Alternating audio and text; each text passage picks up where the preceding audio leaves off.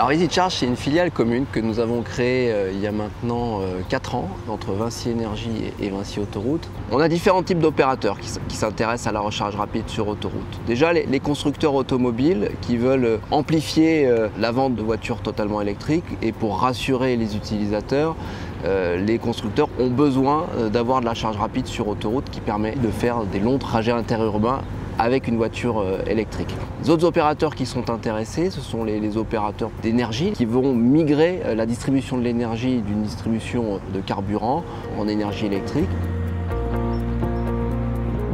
Pour que tout le parc migre, on a encore quelques dizaines d'années devant nous, mais il y a une réelle accélération, on le voit au niveau des ventes depuis 2-3 ans, et une réelle accélération d'ailleurs sur cette année 2020 et 2021.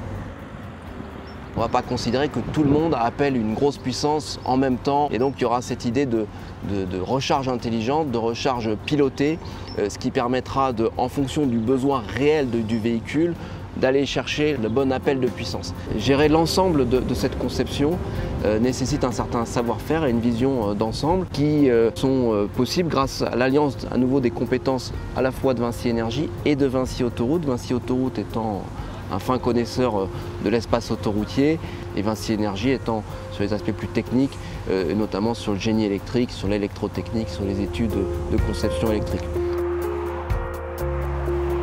Depuis 2-3 ans, on a élargi la vocation d'EasyCharge en se positionnant également sur des délégations de services publics, et notamment un projet emblématique qui a été gagné il y a presque 1 an et demi, qui est le projet e-borne, pour de la recharge en milieu urbain, dans des villes comme Toulon, comme Annecy. On peut être aussi dans des zones beaucoup plus rurales, dans des installations beaucoup plus variées. On a une très belle croissance chez EasyCharge, mais on voit que ça continue de monter, la vague continue de monter. EasyCharge a un rôle un peu de concepteur, ensemblier, et ensuite s'appuie sur des compétences de travaux, et notamment des entreprises Citeos, mais également d'Eurovia, pour construire complètement les stations, mais également pour les maintenir.